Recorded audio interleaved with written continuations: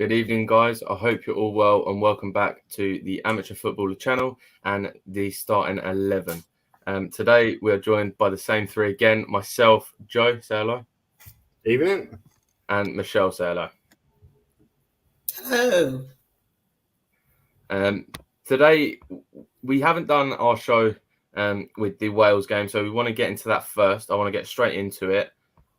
England 3, Wales 3. We already know the news.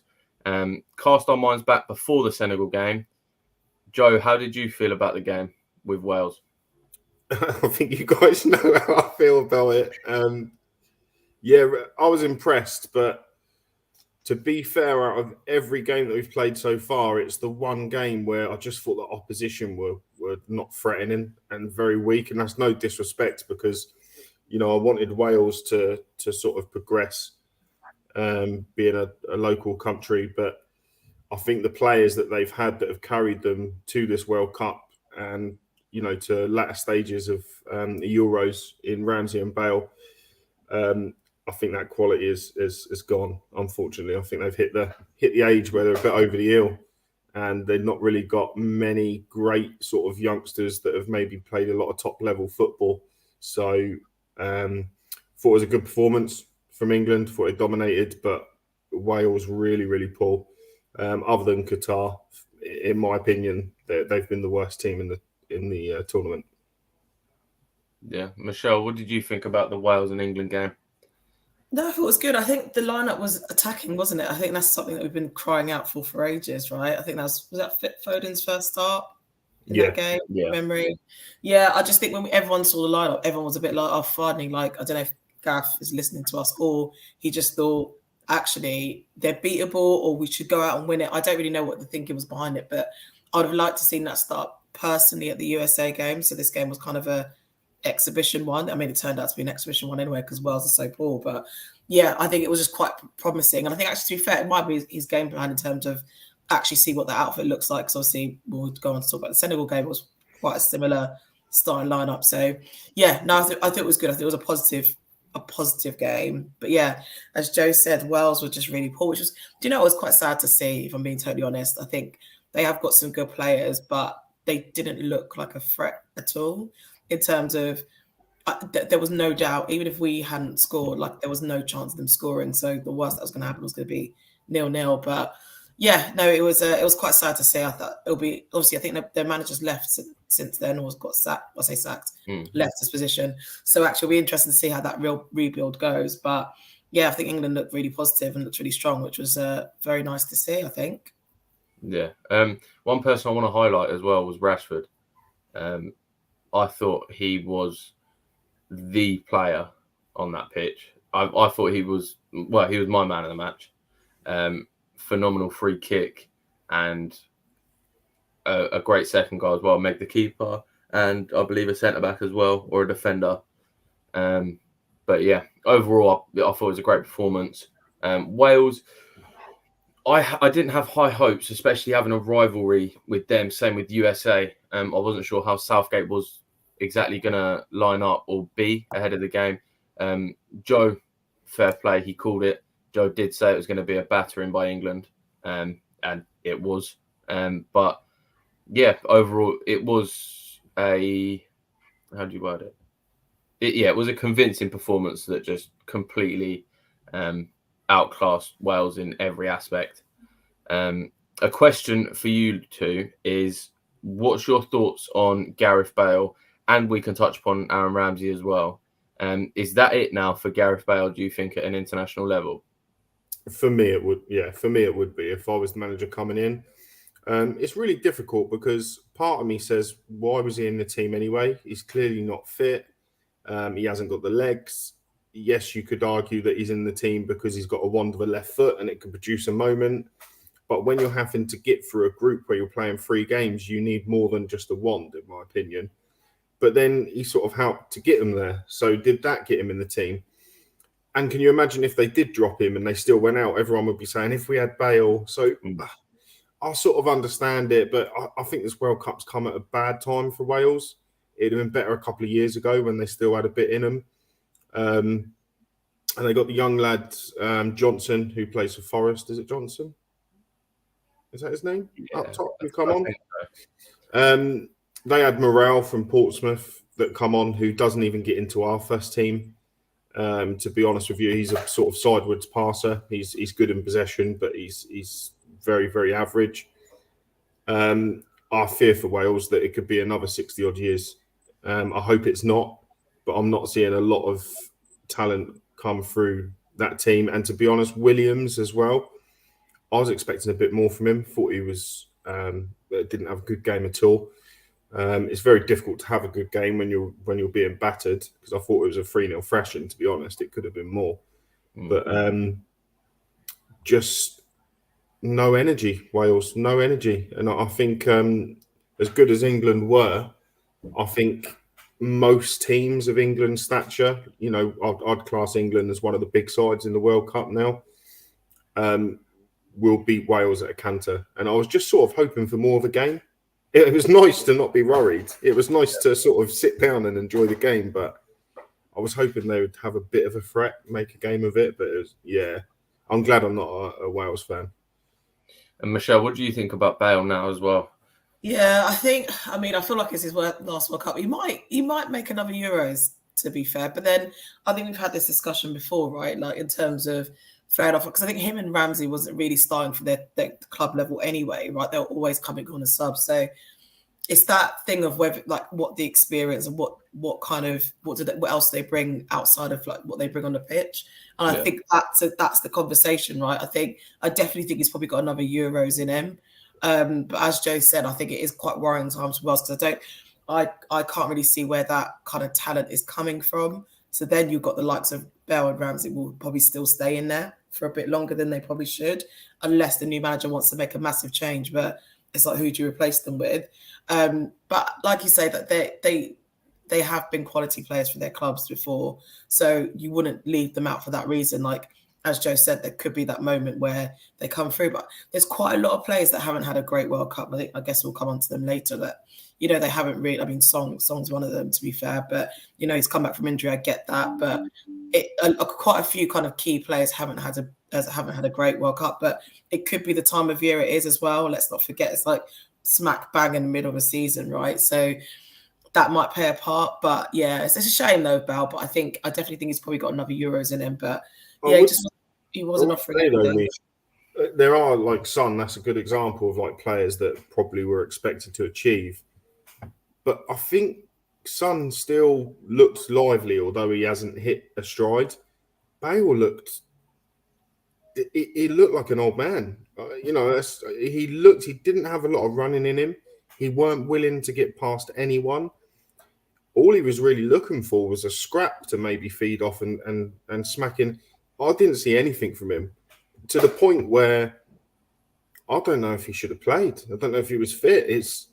Do you get what I'm saying? I think he was very different. I think there's a difference. No, I get that. I was just highlighting the fact that not everyone had a great World Cup, so like you can't like. No, you can't point him out. No, I hear you on Bell, but I think Bell. Does Bell even still care about football? I mean, that's the bottom line, isn't it? Really? Yeah. Like, I think, like, no matter how, even age and stuff, like, will come into, you lose pace, etc. But Hendo, I mean, we'll get on to him, but for me, he's been like one of the top 3 players for England. Like, he's been amazing, and actually, like, some would argue that he wasn't quite, like, in terms of Liverpool, like, his impact wasn't the same, but for England, he's been immense. But he's old. He's like, what, 36, 37? You need to look at the positions as well, though, in that conversation. I believe Hendo's 32. Is he? Yeah, and Bale 33. He looks like he's got a hard life there, to my age mind. I think 32, I believe. Yeah, fair. No, fair. I know position has an impact, of course, but I think we're talking about players in kind of like isolation in terms of just what they're bringing, right? So, like I said, like I will back Hendo. I mean, even Jude Bellingham's come out and just said people don't respect him enough, which I actually do actually agree with, because I think actually, his goal, like, in terms of that was what he deserved from the last kind of 2 performances. Like I said, like that USA game, Hendo was probably the best player on the pitch. And he was only on there, 20 minutes? Exactly. And he came on, he was shouting, he was running. And even literally against, like, every time he's been on, he's always put like maximum effort in there. So I'm like, fair play to him. But yeah, I think with Bale, I just don't know if he cares about football enough. I mean, I don't know personally, but he likes to play golf. But like, I just don't think the ambition was there and the appetite was there at all. I think a factor of that has to be with the Madrid fans as well. With Bale, though, he wasn't largely. Correct me if I'm wrong, but he didn't exactly experience a good time at Madrid. No, it must have been hard. It must have been hard for any person to go to a country and, even though he won him like European Cups and all sorts, he just never ever got the backing of the club, all the fans, in my opinion, both. And even teammates. I felt that there was a bit of something going on with him and Ronaldo. Like, I don't know what it was, but I never saw anyone come out and go, "Oh no, actually, he's an all right lad."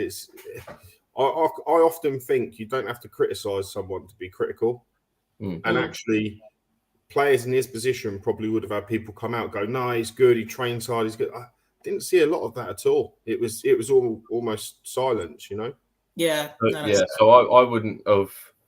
If I was Bale and I went to a different country, foreign language, completely different culture, completely different weather, everything like that. You go over there, you give them Champions League titles. And they're still slating you, and the club's still not putting you at the front or having you in the starting 11 consistent. Like, I would have just been fed up as well, and I think that's probably a factor into why he's probably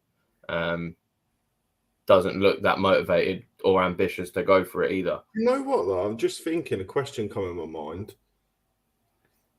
The pinnacle of everyone's like club career is to win the Champions League, and win the Ligas. He done that, but has he had a happy career compared to what he would have had, say, stay at Spurs and a bit like Harry Kane? Let's compare it to Harry Kane's career so far. Who would you rather be as a person? Like, as a person, the experience. I don't know if I'm making sense and I'm putting my question across correctly, but to sort of reach the heights that he's reached, but really, to be honest with you, never been settled or happy. It's astonishing, really.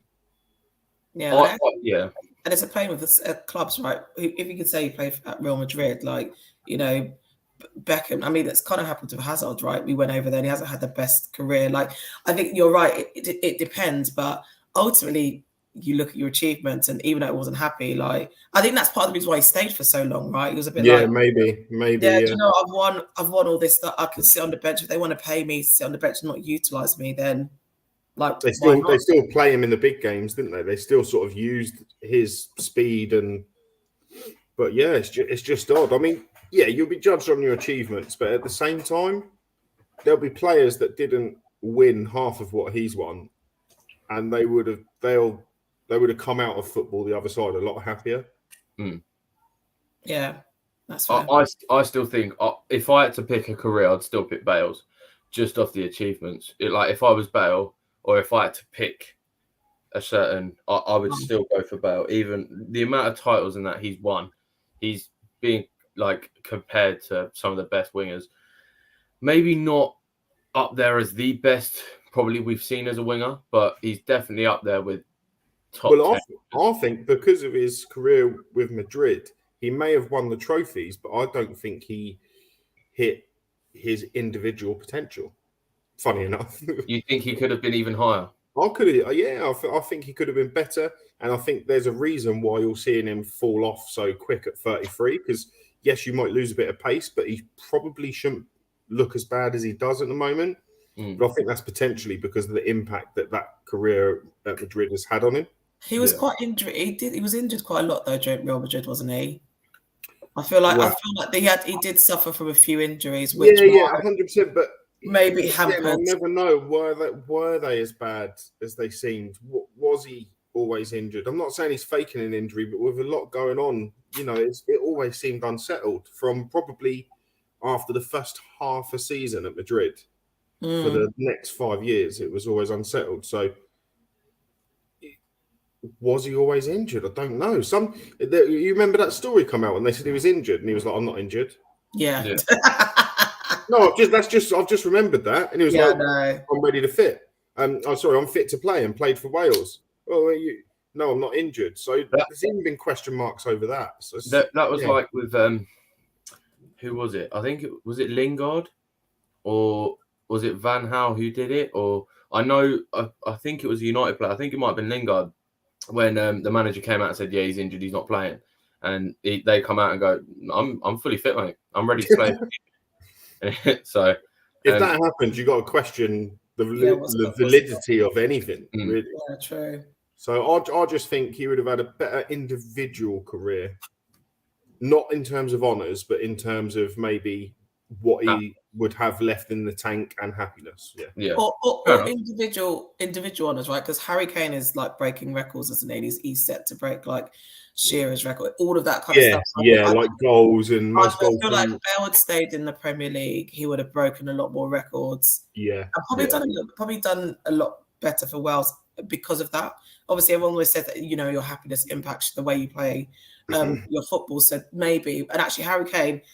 I mean, if he stays at Tottenham, he's not winning anything, is he? But like he'll be winning like individual accolades. Was he got a golden boot? Like was it the Euros? Yeah, was it Euros? He got golden boot. And did he? He got the last World Cup, wasn't it?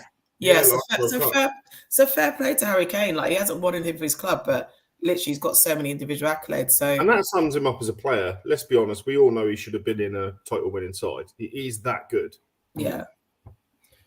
Moving on now to last game, England 3, Senegal 0. I said before the game, to Michelle, that I believe that we're not ready for the smoke that Senegal are going to bring.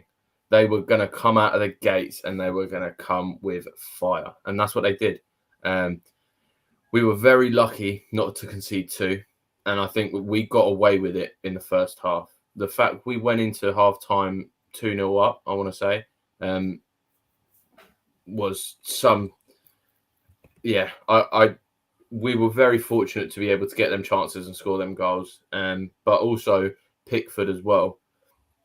Pickford was phenomenal in that first half to make sure that we did not concede them goals with a phenomenal save that he made.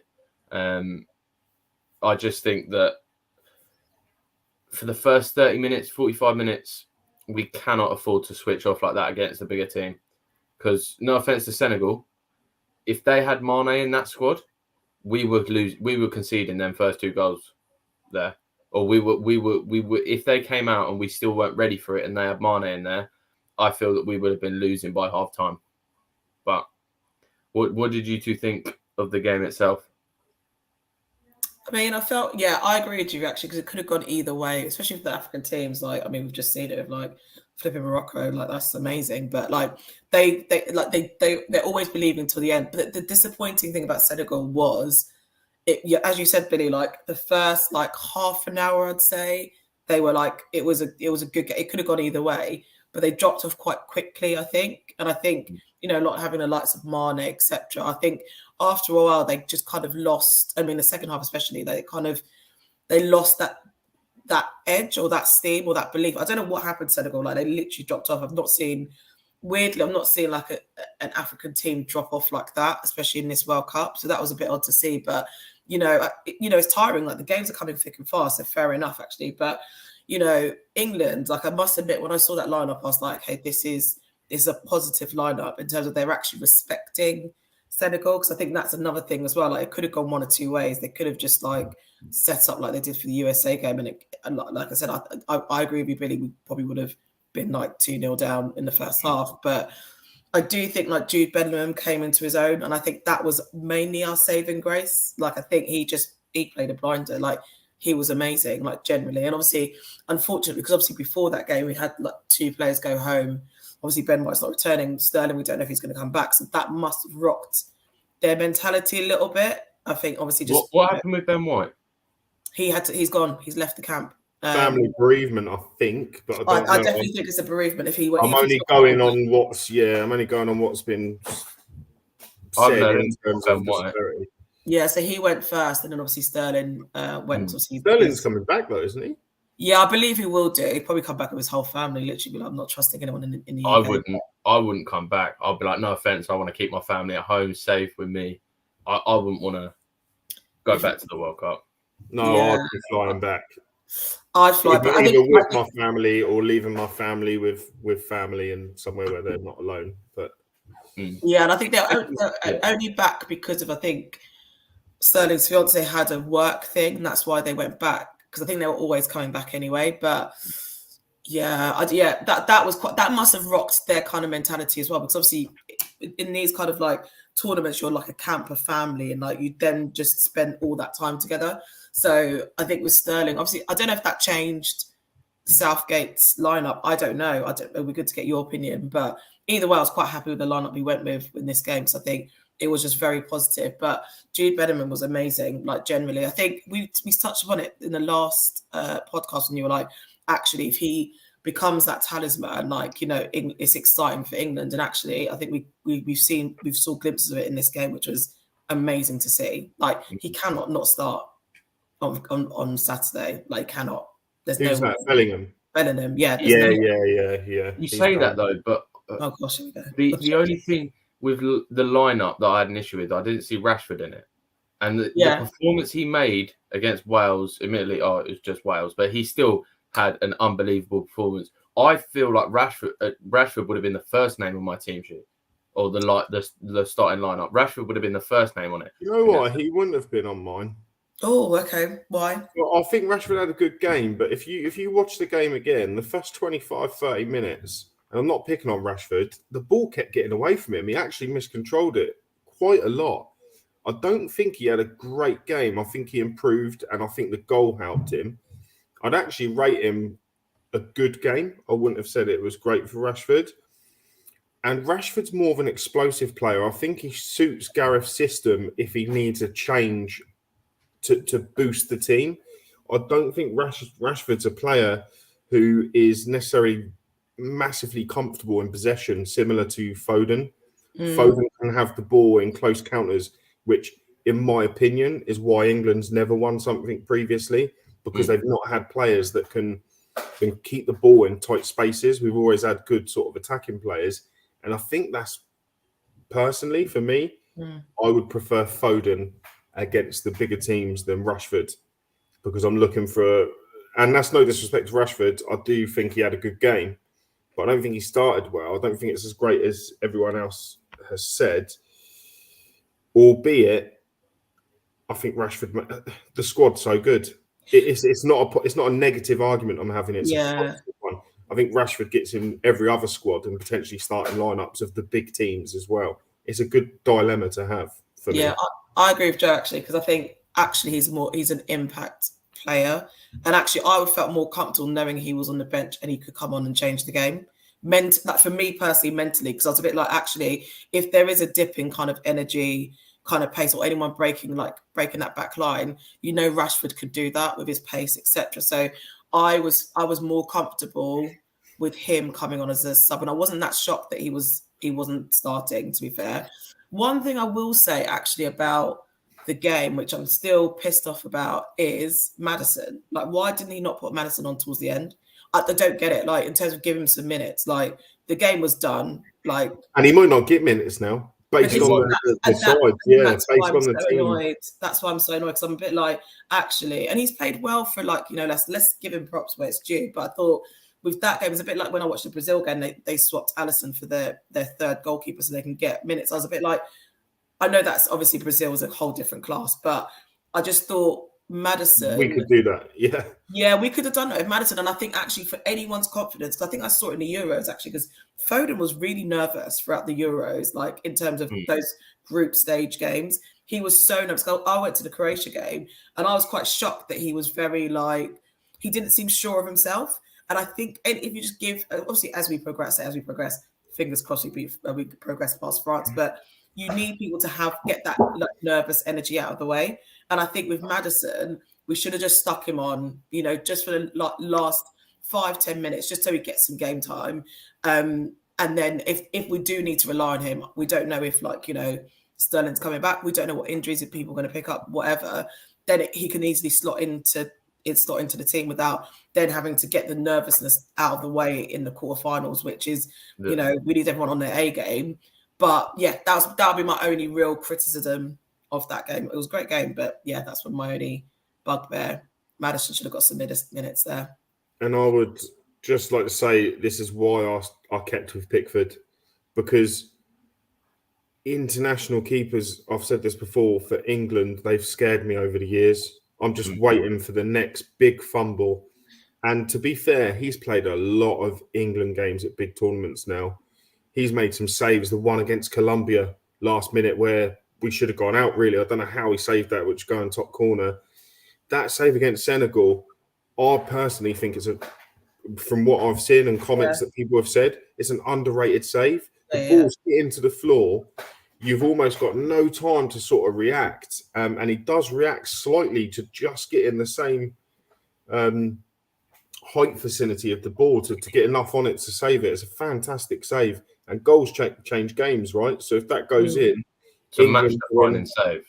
You know, yeah, and then England are sort of having to press because they don't want to leave it to the end of the game. And it's a different game. I mean, after we scored, I thought we were absolutely tremendous. For the next 60 minutes, we looked like a team that could win the World Cup. I know that sounds extreme, and it, you know, no disrespect to Senegal, but tougher tests will come. Yeah. But I thought we looked awesome. I mean, in terms of keeping possession, but what I liked about the possession, I think it's a slight tweak that Gareth's made. In all the games that we've had, even the USA game, although we didn't create it much, when we've been in a position where we just want to keep possession, so we're either winning or we're drawing, and the point was, we do seem to not just be not just going backwards. The old England just used to go back, lump it up. They can keep possession. They look more comfortable on the ball now. I mean, to be honest, against Senegal, you could see the improvement from the games prior to this, even against Wales. At times, they were moving the ball. Quick's probably the wrong word because it was still mundane, but they were making the other team run. And I remember watching it thinking, England are not just passing here, they'd do crossfield balls, and Senegal just got tired very, very quickly. And I'd say by the 60th minute, Senegal just looked like they... And to be honest, if England really wanted more goals, they would have had more goals. They just were happy to keep possession, and they looked comfortable. They didn't scare me at all. Do you think that if Senegal did score them chances that they had, especially in the first half, what would we have potentially seen from Senegal after, do you think? Do you think that England mentally would have got back in it? Or say, for instance... Yeah, I do. I think England's quality is too much at the moment. I think the squad quality is as good as anyone in the competition for England. I just think we lack a bit of ruthlessness and maybe a little spark, and we've just not been there before. We've not beaten the side. So that's what the France is. Germany in the last Euros was a big boost for the English mentality, in my opinion. It was a duck broke by Gareth, and it is an individual issue that we've had with Germany over years. That was broken. And now what you've also got as well is you've got France, which in previous years, most people would say we're out. Now, I know people have already said we're out, but actually, I'd fancy us to beat anyone if we play well. I think the squad is that good. It's not that I fancy us to beat France. It's just that I know that we're in a good place. As long as we go into the game with a positive mentality, we have a chance. Yeah. Whereas previously, I just felt like England, I'm not so much on edge about this game.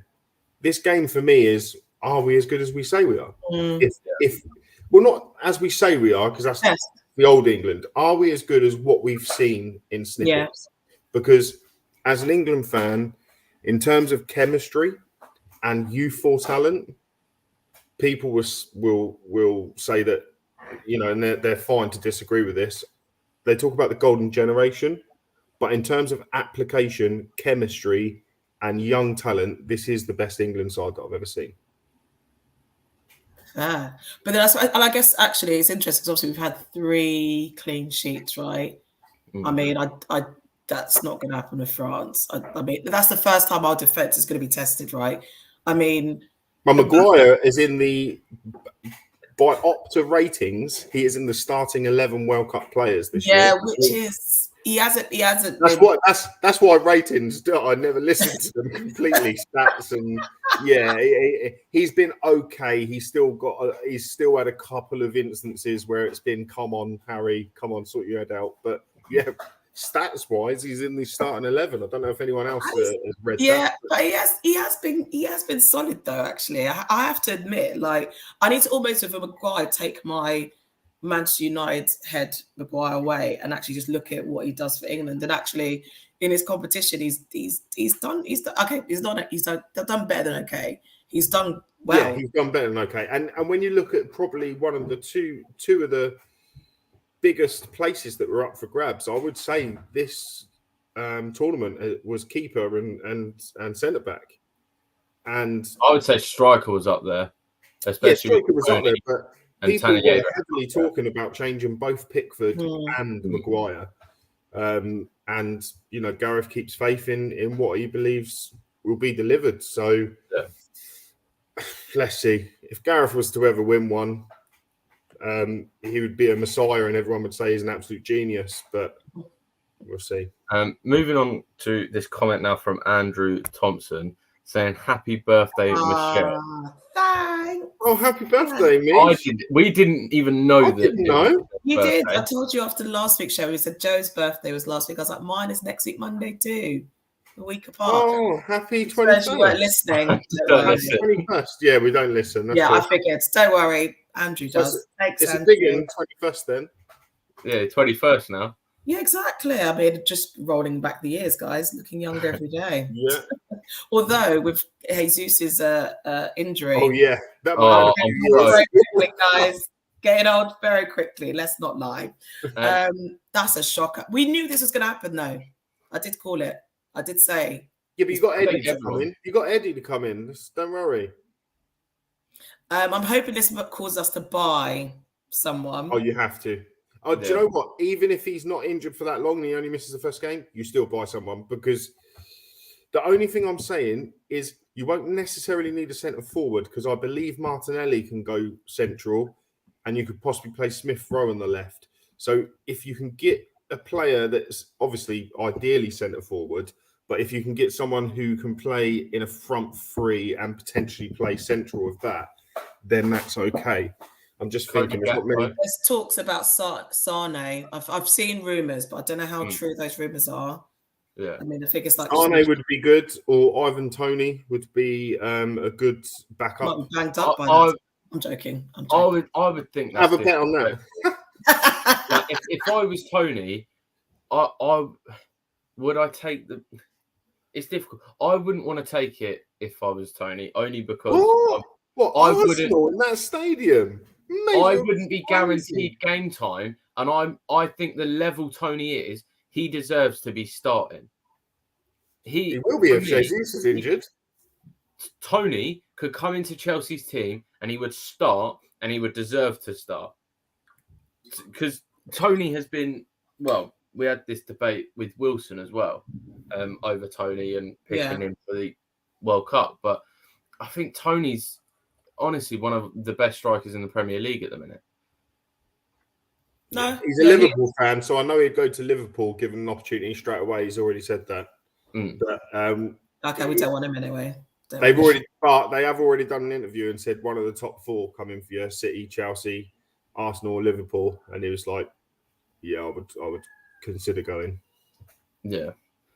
Tabrice is coming with a good question. Love to hear the ratings out of 10 of the England players against Senegal.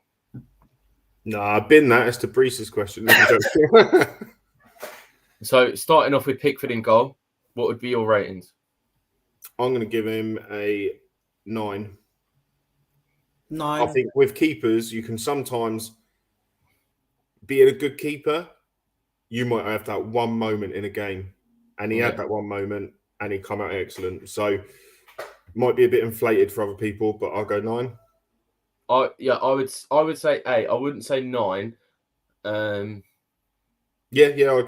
The reason I wouldn't go to a 9 is if he had more to do in the game and was able to keep on, then I'd be like, yeah, fair enough. He got tested a lot. He did have a big test, and he did smash it, and he did make some big saves, but not enough for me to warrant a near-on perfect. No, yeah, no, I understand that. Yeah, Michelle, what would you rate? I'd give him a 9. I think because I just wasn't expecting him to be as solid as he's been. His distribution was good as well. He played a couple of balls out to the wing Yeah. that were really spot on to Shaw. Now, moving on to the right back, Kyle Walker. Now, for me, I'm giving him a 5-4. Yeah, I'd give him a 6. I'd give him a 6. I thought he was our worst player. I'd give him a 6. Yeah. So 6 is the worst player. Damn. Yeah, no, that's You're feeling good, aren't you, Joe? I mean, we won 3-0. I'm not normally. Fair. Michelle, what are you rating Walker? I'd give him a 5. I think with Walker, we're starting to see his age come into it. I think Joe was the one who made this comment that with Kyle Walker that he's not exactly gifted as a defender. Like, he's not a phenomenal defender, but he is quick. He's just quick. And we're starting to see his legs now. And like me and Joe were discussing before the show, he's lost that extra yard of pace now. And we saw it against Senegal that he just wasn't catching up as easy as he normally would. There were a couple times where he just got rinsed. And Mbappe, good luck, mate. Good luck, Walker. Do you reckon he won't start? He won't start on Saturday. I think he wants to start though. No, he will be the only person that starts on Saturday. I don't think. I thought maybe. I don't think that the only way he doesn't start is if Gareth plays 5 at the back. And if Gareth plays 5 at the back, in my opinion, you're not believing in your own ability to win the game. Yeah. And which could happen, but I would rather lose believing in my ability than lose a scrappy 1-0, but we never actually want to win it. You know, so he can only play. He's played a full all tournament, so for me, he can only play Walker. For me, the correct person is injured. For me, Reece James would have been the perfect defender for Mbappe. All not perfect, but probably the one that's most suited to be able to defend that type of pace. Yeah. So Walker gets a 6 /5. Yeah. So Stones. Stones, I'm giving a 7. 7. I'll give a 7 from me. He gets a 6. He gets a 6 from me. I don't think he's done. I'm indifferent with Stones, if I'm being honest. He hasn't really done anything. Like he hasn't made a mistake, which is a good thing. That's why it's 6. But he hasn't really done anything to be outstanding. But this is just for this game, yeah. Yeah, just this game. Oh, sorry, but generally, he's been consistent all the way through. Maguire, I would give a 6. I thought he was the joint worst player in the team. I'd give him a 5. I don't think he played as bad as Walker did, but I still think he made quite a few mistakes, which we couldn't afford to do against Senegal, especially in the first half an hour as well. Luke Shaw. Well, Michelle, what was your rating? Sorry. I was just thinking. I was like 5 or 6. 6, I think, for Maguire. Luke Shaw, I'm giving a 6 for Luke Shaw. I thought he was an 8. I thought he was outstanding. Really? Yeah, both because defensively he was solid. He didn't get caught. It was more Walker on his side. When you look at the attacks that they had, it was mainly down Walker's flank. And to be honest with you, the little intricate passes that he made going forward, I thought he was so comfortable on the ball. I thought he had I mean, people see different games, right? So, I mean, you two obviously see different to me. So I'd have given him a 7. I thought it was a brilliant. I think 8's a bit. Yeah, I don't know. Maybe I'd want to see more. I think Roberto 7. Carlos. I think he was. Well, for me, he was above average, maybe just a bit above that at 6-7 mark. But I wouldn't put him on the same level as Pickford for that game. Yeah, and that's why I've given him a 6/7. Going into the midfield, starting off with Declan Rice. Oh, I'm going to give him a 6. Joe? 7. I'm going to go a 7. Why? I feel like, again, with Rice, he makes that midfield 3 be able to be that midfield 3 in the sense that Michelle, don't make them faces yet. Sorry, I'm listening. Sorry. She's like, why? And then you give the reason. She's like, Sorry. Rice doesn't attack. He's happy to sit, receive the ball, play the passes, 2-yard passes, all them sorts of stuff. He does the simple stuff well, and he allows it for Henderson to be able to be anywhere on that pitch. He allows it to Bellingham can play up front for half the game. Without Rice in that midfield three, I can't see how that would work. I think fundamentally, you make a really good point there, Bill. I think fundamentally, and it's what I'm trying to say as well, why I would give Rice a 7, is to be able to give Bellingham and Henderson that license. It's credit to the protection he offered. Your face. I'm with you, Bill. A very similar thought process on that. Okay, he does the simple things well. That's what I'm taking from this. So what would you rate him? I reckon 6. Yeah, that's fine. It's still like a good. Yeah, but it's indifferent. Like again, the same way I feel about Hendo. Oh, Hendo. Oh, you like Hendo, don't you? You're like, oh, Hendo. Do you know what? Hendo was popping around at the weekend, Hendo. For this game, I'm going to rate him an 8. Do you know what? I've never seen your eyes light up like that before. Do you know what? Hendo for me. Is there something going on? I'm gonna message Hendo. Imagine he's a married man in it, and he's Liverpool as well. So no, that can. That's what makes it. That's what makes it so strange, to be honest. Yeah. Do you know what? It's just. I mean, I think it's because I was hating him before. Going, what Hendo's you got a soft spot, haven't you? You got a soft spot for him. Yeah, do you know? In the England team, I think I've just seen him throughout all the games. He's just been quite solid, and he's so vocal. I think I like vocal footballers, and like I think his experience is really like valuable in terms of like how well. Great, isn't it? It's brilliant to see. So like I'll give it an 8. Oh, he scored maybe an 8.5. I'm giving him an 8. I'm giving him an 8.5. See, I think, hear me out. What I see with Henderson is similar to Roy Keane in the aspect of that manager on the pitch role, that sort of that leader. You on that pitch, all you can hear is Henderson, and I feel that was the same with Roy Keane with that United squad. I think there was a lot of bigger characters in the United squad, obviously, than there is in the current England squad, but the way they make that team tick. The way that they've got everyone in and out. Gareth Southgate and same with Ferguson are very lucky to have them sorts of players on the pitch where they take your team and fill them with confidence and fill them with this exciting football, the way they play, the way they're the managers on the pitch. So I think, Henderson for me is an 8. Yeah, and I think he's good with the young players. You have to remember the England squad's quite young, actually. To be fair, if you look around the pitch, they're one of the youngest squads. Yeah, exactly. So I think with him in that team, and obviously he's been at like clubs like Liverpool for ages. Like he's used to doing that. Like actually, like instilling that confidence, bringing them up. Like you could just see that confidence is growing with certain players with him around them. So fair play to Hendo in it. And my view will change when we go back to Premier League in it. But you know, moving on to Bellingham, I'm giving a 9. I concur. 9. Man of the match performance, I think. What a guy. Well, that was a quick one. Next one. Saka. Star boy Saka. Not 6. In my words, in Michelle's and Arsenal fans. And mine. 6. I'm giving a 6. 6? Yeah, I don't Why? think 6. I thought he had an okay game. Not brilliant. He'd done what he needs to do. The finish was excellent, but I'd like to have seen him. So maybe a 6 is harsh because he scored. Let me give him a 6.5 for the goal. You know, I'm a massive fan of Saka. Yeah, that's I true. just think quite a lot of the time he got in positions. I don't know if it was tactically what he was advised to keep the ball, but he didn't seem to sort of cut and take him on. It was very much cut back and pass back.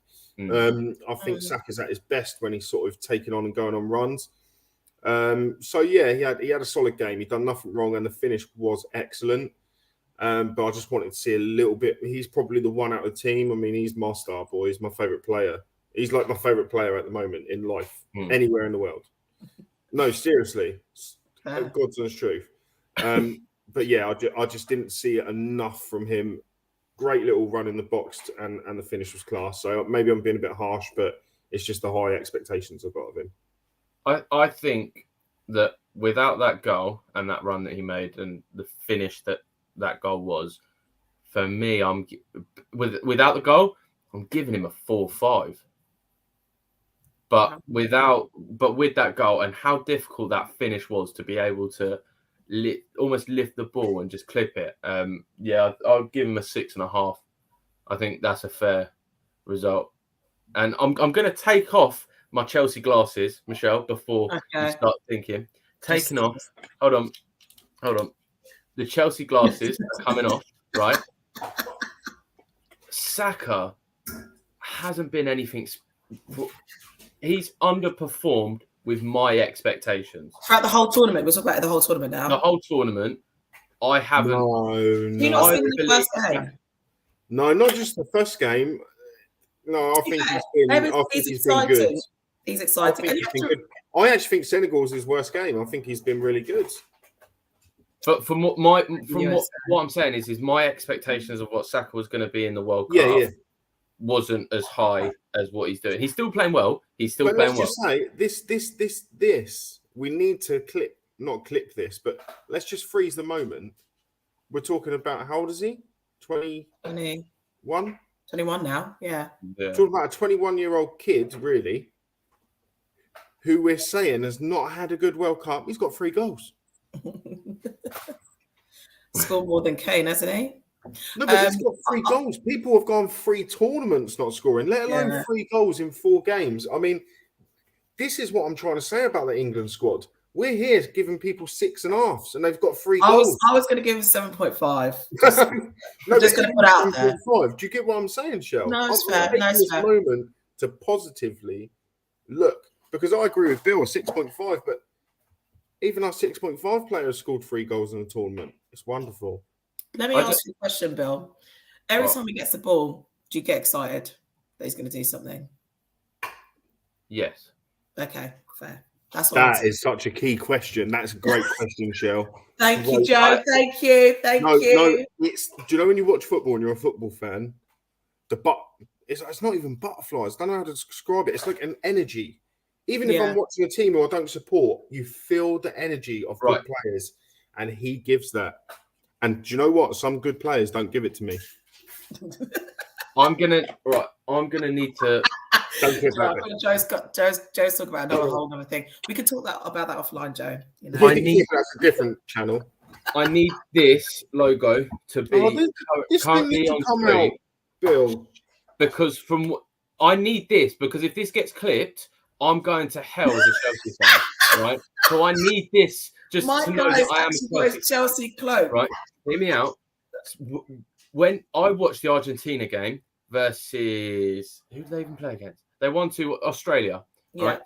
When Messi received the ball, every time I was like, right, it's going to be a goal or something's going to happen. That's the same that I felt with Saka. Oh, your Chelsea top slipped off. Sorry. No. So even my top don't want me to admit it, right? Similar feelings to Messi, and I'm not comparing them at all. He's 21. Fair. He's not even hitting his prime yet. Messi's after his prime, still phenomenal, and obviously the greatest of all time. But when they receive the ball, both players, I get that bit of excitement, a bit like, go on, let's get something out of this. And that's what good players give you. Yeah. That's why I needed the Chelsea logo. All right. Yeah. So Foden.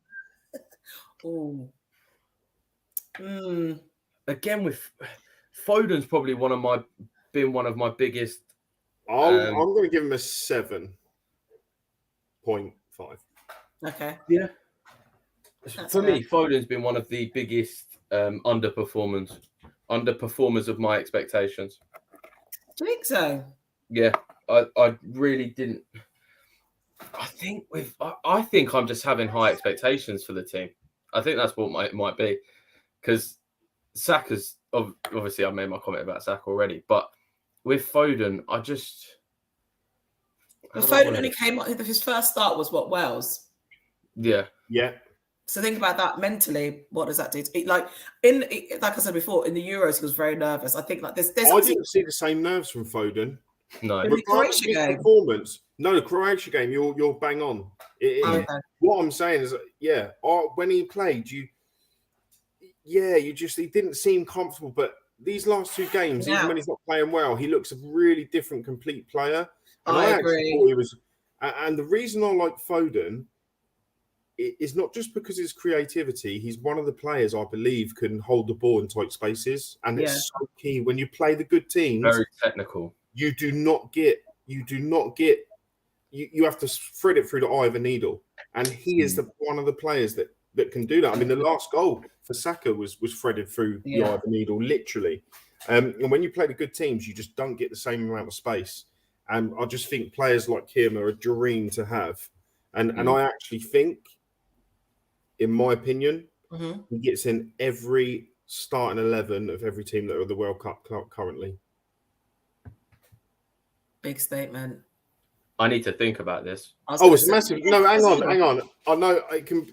It's a big statement, and I know. Who's in France's midfield? I know they've obviously lost Pogba and Kante. Well, you've got essentially them Dembele, Mbappe, Giroud currently playing up top. So I'm talking current squads. I'm not talking about people that are injured and stuff like that. I think he either replaces Giroud or Dembele. I don't want to go through him. I just think from a creative perspective, he's just so creative. I think the top teams have the option to have a player like him that can exploit space. And amazing. I don't think we've seen Foden in an England shirt in a major tournament hit your peak. And I think that's what we're all in. Like before the Wales game, we were all crying out for Foden. I feel like Gareth heard our cries, hence why I started him. But I think since he started, we've looked done well, haven't we? Done all right. So I think I would give Foden a 7 for that game. But I definitely think I'm hoping for the France game on Saturday we see that in terms of creativity, like just his technical ability come through on that stage. I'll be honest. I just hope he does that. I think he could be the key to whether we unlock France's back door. If he starts, he is the one for me that can play the balls, because Kane dropping deep will not have the same effect, because France are clever enough to have looked at what's happened. He'll get followed. Make no mistake about it. Kane will not have the same space to drop deep as what he had against these guys. So I just think he's going to be the key to really playing them balls. If him and Bellingham have good games, we're in for a shout. Yeah, I agree. Foden, I would give a 6.5. So we got 7.5, 7 and 6.5. So 7 wins it. Save all the arguments. We all go different scores like that. We just go. I said 7, so I think technically I won. Thanks. Well, technically, you are correct, Michelle. Yeah. Just wanted to put it out there. It's not about winning, but I was right. What's your ratings? Mine's completely different. So I'll let you two explain yours first and go for yours. Harry Kane from. Oh, sorry. Okay. No, go on. You go. I know. I need time. Harry Kane was my man of the match, and I would give him a 9.5. Absolute world class performance. You don't want your striker to drop deep. He absolutely obliterated Senegal and was at the heart of everything that was good that England done. I don't want to see that coming up against the bigger teams. I don't think he's going to get the same amount of space, but what a world-class performance. I thought he was outstanding. For me, he was my man of the match, just ahead of Bellingham. I would give him an 8. I think with Kane, I agree in terms of it was a good. I think it was the best performance of all 4 games. But I don't know. There's still something missing for me in Kane. I don't know what it is. I just don't know what it is. No, honestly, I don't know. I just don't think. Again, he's probably a player that hasn't reached his peak in the tournament just yet. I mean, this was his first goal, right? Was that right? He scored his first goal. I mean, Didier Drogba has said the performance absolutely outstanding to be a striker, to be able to score and do what he's done. Yeah, I think it's the type of performance, as daft as this sounds, I think professional players would rate him a lot higher Yeah, than what I agree. what fans No. would. I agree. I 100% agree. I do. And I think that's what it is. Yeah. That's for me personally. So as a former professional, as a former professional McDonald's worker, I am qualified to. You're qualified to give him a 9.5. Nice. Yeah. I'm giving him a 6, and if he didn't score, I would have given him a 4. Do you know what, Billy? You're entitled to your opinion. Please explain for the viewers. I hate him dropping. Oh, sorry. I was going to say end it there. I hate him. Sorry. Well, I do hate him anyway. I think he's overrated massively. But I think I cannot stand to see a striker playing CDM. I've said it every week. I've said it every game. It's boring. I don't like it. CDM. CDM. From what we saw against Wales and other performances, he dropped. I wouldn't say he plays CDM. Not this game. Or any game. What, again? Not Wales. USA. Yeah, not CDM. Mate, he was dropping in between the centre backs at times. When they were attacking to get the ball back, but he's okay. I want my strikers to play up front, and he doesn't. And when he does, he's a late runner into the box when we've already got our wingers up there.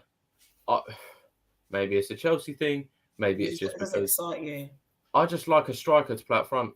Yeah, I'll get that. But I think that's clouded your view of the performance because actually, it has. Outstanding performance. My rating is going to be different, and that's why I said my rating is going to be different. I understand. I think with the dropping back, it's the work rate, right? And he does set that example by like tracking back and winning the ball back. And actually, yeah, fair enough in terms of you just want your striker to be up top, but because of the talent we've got in the England squad, he can afford to do that. And then it frees. I think that's what youth gives us now, like Saka and stuff as well. I think back when they weren't as advanced, even with Bellingham being able to progress the ball now, which is why I think he really someone that we needed for England. I think it's not as bad now that Kane drops deep because of that. But I do understand, Bill. You want your striker out there scoring goals. It can be when it goes wrong, it looks stupid. So you are onto something. I think Gareth has to manage that. I think that's probably the most difficult thing that Gareth has to manage on the England side, in a sense of when is it encouraged for him to do that, and when is it encouraged for him to not do that? Because Senegal couldn't live with him. They weren't tracking him. I don't think that happens against the better defences, personally. That's what I was going to ask you. With France, he can't afford to do that, surely. He cannot afford to be dropping. I think that's exactly what he will be doing. But do you think that he would, do you think that that's going to work if he does that against France? Well, I like my tactical analysis. And the problem you've got is if England go in with a defensive, I'm not going to say negative, although in my opinion it is. They go in with a defensive mindset on doubling up on Mbappe, Saka being held back from going forward. The problem you've got is these guys are having to cover more ground to get advanced of Harry Kane, and it won't work. Yeah. And I think England potentially will do that. So the problem I have, I think Kane will do it, but we've got to not focus on Mbappe. I think if this sounds the opposite to what most people are saying, but if we focus on Mbappe, Kane would have to stay up there because you're going to have potentially two players on Mbappe. And to do that, you've then not got an overlapping person. So tactically, Gareth's got an issue with this. Kane dropping deep is going to be a real tactical nightmare if we do not give the freedom to our attacking players and don't double up on Mbappe. Am I making sense here? Yeah. I think one thing that could be quite interesting is if Southgate were to play a back five, he would be allowed that. I think Kane would be allowed to drop slightly deeper then. If we played a 5-2-3, instead of doubling up with the winger, you could be looking at maybe the centre back and the right wing back in that said role, potentially trying to close him in more and stuff like that. But if we play a back four, Walker ain't got the legs as he used to. But back four is the only way to beat them. A back five automatically puts you in a negative mindset because a back five a back five, you're then relying on a three of Stones, Maguire, and probably Walker would be in a back three. Yeah. So then, as soon as the winger gets beat, you've got the whole wing to cause damage. I think a five is the wrong way to go. I think if he starts a five, you're beat. I think if he starts a four, it's all about do our couple of shining stars have a good game. If they do, I think we potentially could come out on top. I think look, we went into the Croatia game. We were dead by 60 minutes. We had nothing left in us to fight. I think Gareth's learnt from that. We've had easier games than most in this group. There should be still some legs to spread out. And then I think potentially learn from your mistakes. If we get through the France game, look at using your squad against Portugal and not come into 50, 60 minutes and being powerless. It is going to be I think it's Gareth's biggest game of his career. 100%. I think you will really see if Gareth is a top manager in this game. When you say biggest game in his career, in what sense? Like against the opposition or like the situation? I think it's bigger than the final in a sense of him individually. Do you think Not it's a bigger game than the final. I think tactically, as a team-wise, the opponent. I think France, personally, for me, are the best team in the competition, even without Kante and Pogba.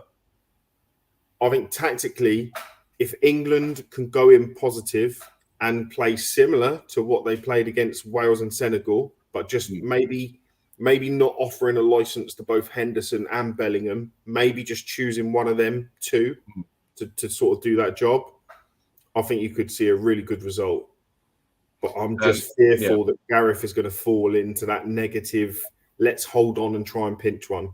Let's just do a USA and just get everyone back. Yeah, and if that happens against France, that's exactly what they want.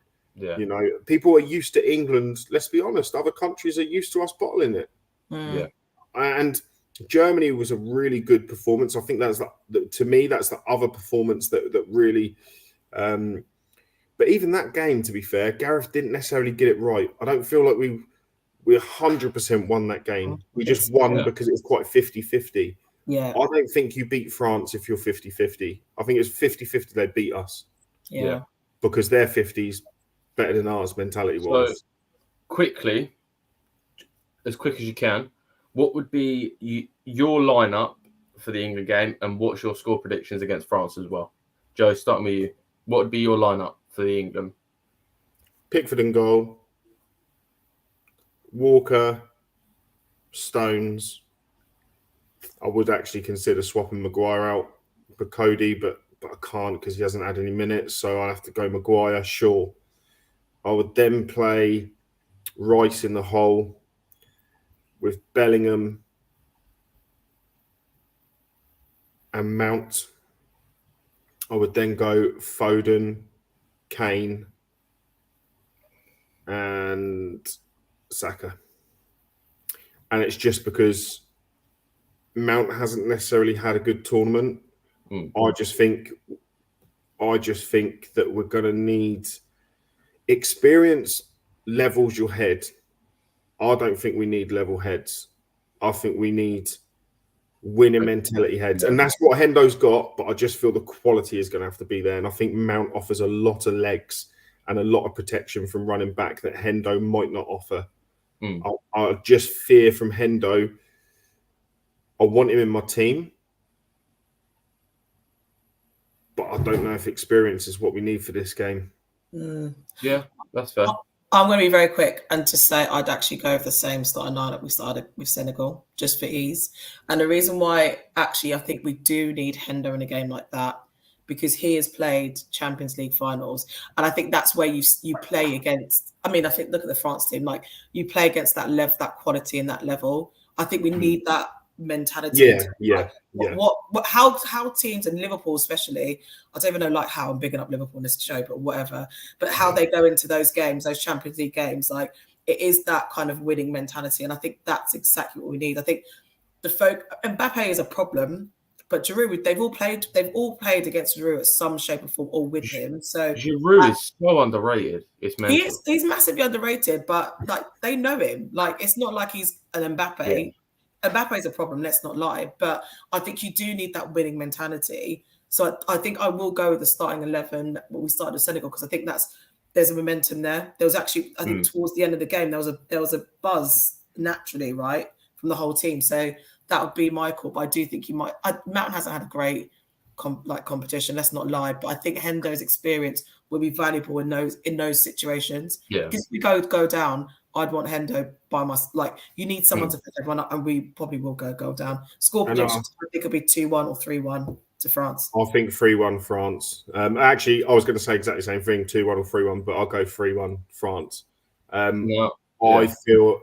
fear and I feel that Gareth will tactically get it wrong in terms of the way he attacks France. And that's why I think it's the biggest game for him, because he's had Croatia where the team were dead by 60 minutes, which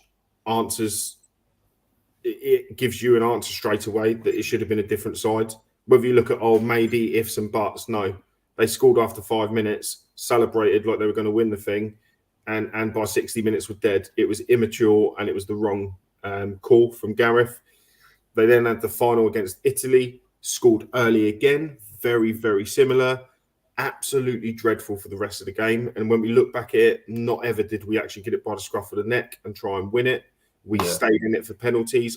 Very, very negative. I feel like this is on level with them two big games in terms of you have to get your mentality right. And unfortunately, I'm sorry, Gareth, if you're watching from Qatar, because, he's not going to be sorting the team out or watching tonight's game. He's probably watching the starting 11.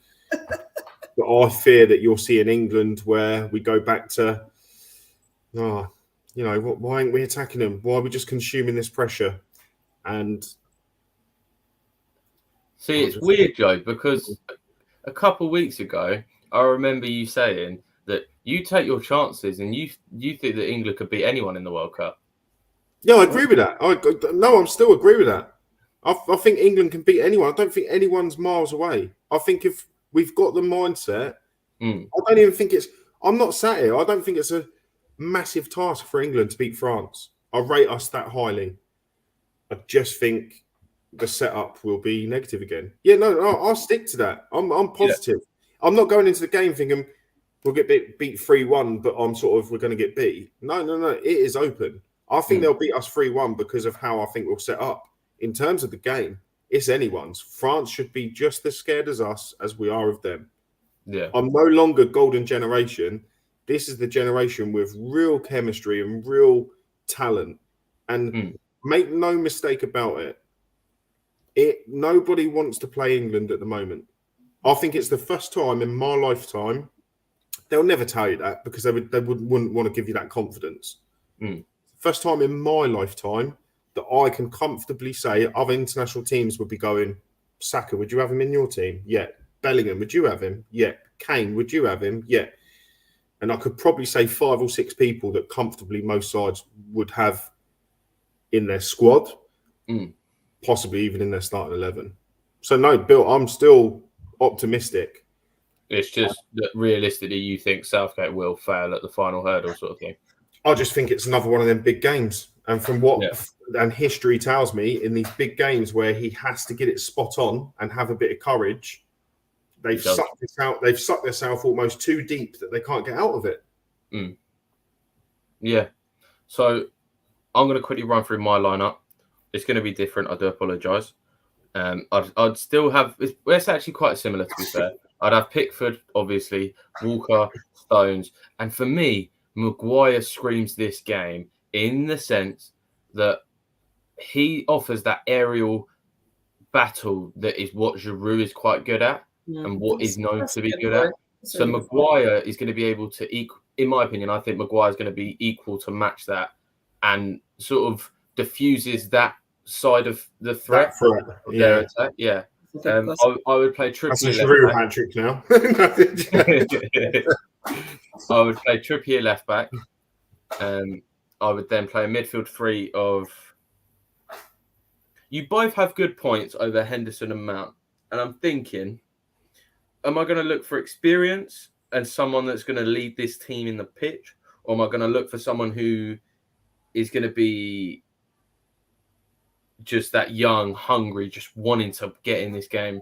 Who hasn't been that throughout this whole tournament yet? Just side note. Well, I mean, our best opportunity from the USA game came from him. True. So. And we never saw him again. But yeah, go on. I'm joking. I'm joking. Go on. Then my forwards would be Foden on the left. Hang on, you haven't told us who you'd go for yet. He even said Mount or Hendo. I don't know. You did it on purpose. Keep asking the question. I am going for. Go on, Henderson. Well done. Go on, continue. Well done. So patronise me. And then I'd obviously have Bellingham. He's a starter. And then I'm going to go with my attack. And Kane is not in it. I'm having Foden, Rashford, and I'm having Saka. Yeah. Do you know what? It's not, I'll just give you the eyebrows then. But actually, you might have a point. I don't know. I think the problem you've got, and you can't argue this, Bill. Who do I want a chance one-on-one falling to, Kane or Rashford? I can tell you 100% it's Kane. But Rashford's going to be there whilst Kane is already at the halfway line. I don't think you get a lot of chances against France. And Kane is a 10 times better finisher than Rashford. Yeah, yeah. He's not even really... But I see where you're going from. That would really... If Kane didn't start, I think France would be like, hang on a minute, we set up for... We've done a whole team talk. We've already had the training where we're playing against a striker dropping deep. Whereas if you get someone who's going to completely flip it on his head and go forward and try and break the line, it could surprise him. So for me, I would have Rashford, and Kane can sit and watch it on the sidelines. But I think I just don't like Kane anyway. So that won't happen, but I like it. The score prediction as well, I think it is going to be a 2-1 win to England. I think really, Billy? No. This is positive. Bill, please, Bill. Please. No, leave it. This is positive. We've never had a positive Billy on England scores. So I think England are probably up there with like Joe said, the best chances of winning it this World Cup. I don't see many teams being able. Against America, you were saying we were shit. We could never win it. And no. Hear me in this situation. I don't like Southgate. I want him out. I'm not a massive England supporter, but what I am seeing is a team that's getting to the later stages now, where even with struggling in the first 30 minutes against a Senegal team, which isn't exactly phenomenal, but they still did very well to get there. I think that, like you said, with the class that we have being able to edge it, I think that England can go all the way. I don't see a reason why they couldn't. And with France as well, France are just, other than Mbappe, I just think they're beatable. I can't think of that. Like France. Yes, they've got Mbappe, obviously. Giroud, maybe in 2014, he's still good now, but do you know what I mean? He's not that goal poacher sort of player that he was. It'd be nice if Mbappe like fell down the stairs or something, just like turned his ankle. No, just like turned his ankle. No, nothing bad happened to him. Like fine, but just like, turns his ankle, or he puts the stilettos on and goes over them. If we go play, we're not going to do that because obviously it's going to take ages. But if we go player to player for the France team and the England team, I think more England players get in there. Yeah, I think Mbappe definitely gets in. But I'm just thinking who else? Like realistically, I just think that England have an overall better team. Yeah, we do. Anyway, so I'm going to go with the 2-1. I think Varane would beat both our centre backs. I think Pickford for me over Lloris. Yeah. Dembele or Saka. Who do I want? I'm taking Saka, absolutely no doubt. Dembele maybe had a lot of potential, but what I've seen him in a Champions League when he's played for Barcelona, he shows flashes of class, but he's not consistent. Griezmann, been there, done that. I think everyone's talking about he will be the danger player. Look out for him. Rice should tidy him up. Yeah. Tidy him up. Declan, tidy him up. Race. All right, stop. Yeah. We've got to stop with Griezmann. He's crap. He is a woman. Sorry. Yeah. Nice. But yeah, I just think that France, other than Mbappe, if you take Mbappe out of that France squad, they wouldn't make it past the group stage. That's what I think. So, any other touching points that you two would like to go through quickly? I'm very sad that Ghana went out, but I'm glad we took Uruguay with us. Oh, that was brilliant. That was so fantastic. To be fair, and actually, let's be honest, Ghana versus Brazil, I feel like it was a blessing because I didn't want that situation. Just gonna put it out there. Like, as much as everyone's like, it's for the experience. No, because I feel like it could have been like Who did Ghana go out to? Uruguay. We played Uruguay. Uruguay got beat 2-0. They only needed a draw and they would have gone through. I have got one last point that I think is a good point to finish on, actually. That is, how do you guys think the Qatar World Cup is going so far in terms of not just the football, the hosting, the football as well, and just as a whole? Really? Underwhelming. I'm going to say it. You've got to look, right? They're the first country to have it in the Middle East, I believe, or like that sort of area. Oh, wow. So the fact that like 60% of their stadium was empty on the first Qatar game, you have to look at that and you think, wow. You also think that, I think the whole thing as a whole, I know it sounds crazy, but even like a World Cup song, do you know what I mean? That like with, I can't remember her name. With Shakira, that's the one. With playing it now. Like them sort of World Cup songs, exactly. They are coursing through your mind, and that's the sort of idea of the World Cup for me: is the music, the sort of feeling of everything. And to be fair, what I've heard about the World Cup so far is that Qatar's known for homophobia. That's the most I've known about where we're playing. So I think that it just needs to be said that overall it's been underwhelming for me personally. Michelle, what do you think? I think it's been quite exciting. I think there's been a few shocks, which has been quite nice to experience. I mean, when Saudi Arabia won, they got the day off. Like, it's mad. Like, stuff like that makes me laugh because I'm just like, obviously we forget because we have football so regularly, and actually in some countries, if they beat Argentina, I mean, they obviously went out, but they beat Argentina, they feel that they beat Messi, they got a day off. So I think that's their World Cup. Yeah, but exactly, they're quite happy to go home with that. And actually, to be fair, there was some shock results as well. Like even the Ghana to Portugal game, that was a brilliant game, like 3-2. It was quite exciting actually. And actually, obviously, I was out there, so I will talk from actually being there.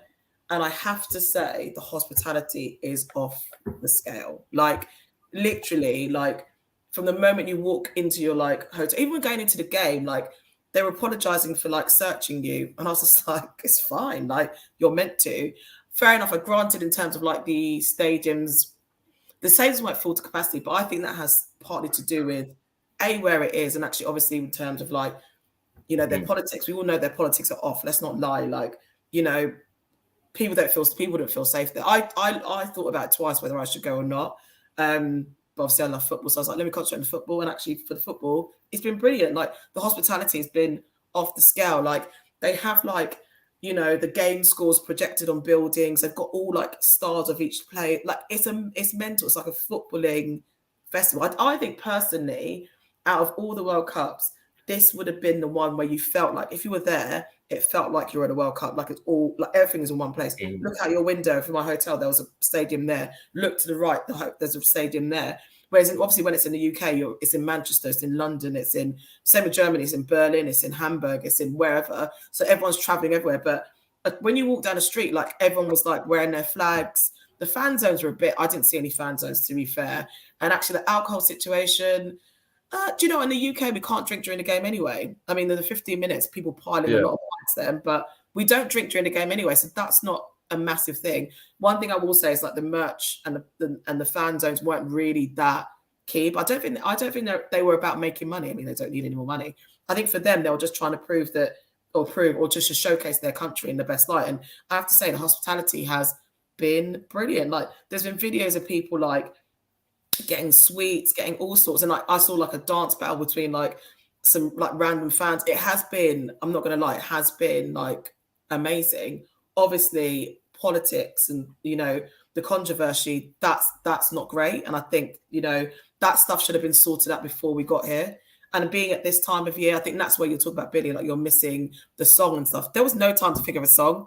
We literally were like, it's Christmas. Like, I think that's been the impact in terms of like actually people getting fully involved, etc. And actually brands, what does it mean for them? All that kind of stuff. So I think that's where we've lost that bit of the like the World Cup feeling. But overall, as having been out there, I have to say, actually going there, it was amazing. I'm not going to lie. I mean, I saw the deadest game, but it was amazing. Joe, what do you think about the World Cup so far? Yeah, I think the football's been decent. Not the best World Cup, but it's been good. I've enjoyed nearly all the games. And probably all the games I've watched other than the England-USA, because it was just too much for me. It was just so boring. But yeah, fantastic. I've been really, well, you know what I'm like, you two. I've been really looking at people who are theirs perspective, not just Shell, but, you know, I'm one of these. I like to always keep an open mind on not just the here and now, but the future, the potential. I think every country, you know, I think over here in the West, we do very well. I don't want to get political, but we do very well on slamming everyone for everything without really looking at our own backyard. And actually, the Muslim culture, it is Muslim, isn't it? Qatari. Yeah. So the Muslim culture and the people, I think we could learn some by them as well. Politically, yes, you know, there's a lot of things that most, what I would say, good people would not follow or believe should be different. But in terms of like the no drinking at the game, phenomenal. I want that here. I want that at every World Cup. I want that at every World Cup because we've been absolutely slamming Qatar. And I will never forget the scenes of English people kicking Italians' heads in because we lost the final. And actually, we're here talking about how it's not safe out there. How do you think them Italians felt that left hospital, however many of them there were? How do you think their family felt when they came here for a World Cup? So I don't want to end it on a negative. What I'm trying to say is everyone can change. Everyone needs to change. And I think it's a celebration of football. I've enjoyed like Senegal, the drums and the African nations. I think it's fantastic that someone from every continent that qualified got through. You know, there was America there was teams from Africa that all got through to the latter stages. We're seeing the last of Messi and Ronaldo. And like a video from Ian Wright I looked at earlier, like some locals obviously recognised him and they were Arsenal fans. And, you know, he brought, I don't know what they're called, but Muslim what they wear. And they were really happy and you know, seemed to really embrace someone else into their culture. And I think sometimes, you know, you should learn to wipe your feet on someone else's doormat as you go in their house. And I mean that in a respect of all of your values shouldn't always be carried elsewhere. And as much, I think we should praise them for a lot of the stuff that they've done, as well as say other stuff needs to change. I'm not happy with the media's coverage of the Middle East or the Muslim to be fair, majority.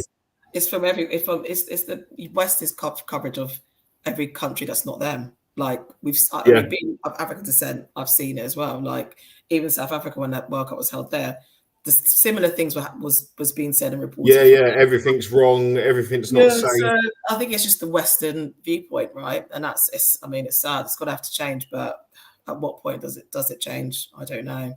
And also, what are your thoughts on my point that, you know, England was like kicking Italian fans' heads in after we just like got to the biggest final for years? Like, it's a valid point, right? And then there was the height of racism. Like there was a trend going around on Snapchat about if anyone does X amount to a black person, they get X. But it was horrendous. Like how quick was that?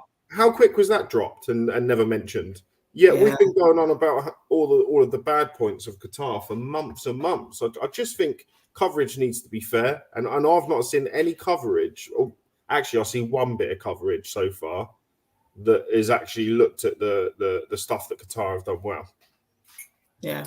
I think one thing we have to look at is I don't think there's one country in the world that is pure good, or there's one country in the world that can say that is where the World Cup could be. Oh yeah, 100%. Ultimately, whatever country you put it in, there's going to be some bad history, something bad that's happening currently. I think one thing though, I'm not going to say this live. I'm going to say that Qatar wasn't meant to have the World Cup. Yeah. Yeah, I agree. Overnight, Qatar just sprung up and like, oh, by the way, the World Cup's being here. So I think that's probably one thing to take away as well. Like we knew it was in Russia. Yeah, I didn't want to say corruption live because no, but it's true. I'm not calling political or not.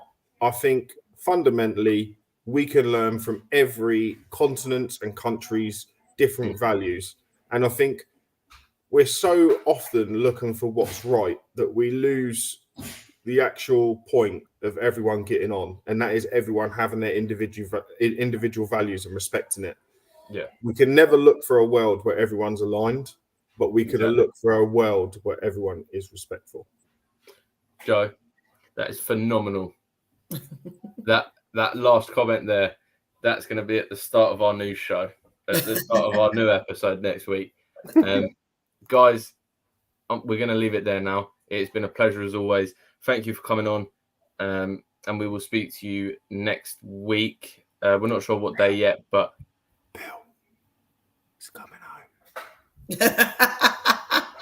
He's the only one who believes it is, actually, to be fair. He said it's going to be a win on Saturday. So I'm the only one that thinks we're going to get past the round. Yeah, true. Yeah. But, yeah, guys, it's been a pleasure as always. Don't forget to like and subscribe and turn the notification bell on as well so you are aware when we do post next. But it's been great from us. Michelle, say goodbye. Bye, guys. And Joe, say goodbye. Wagwan, peace out.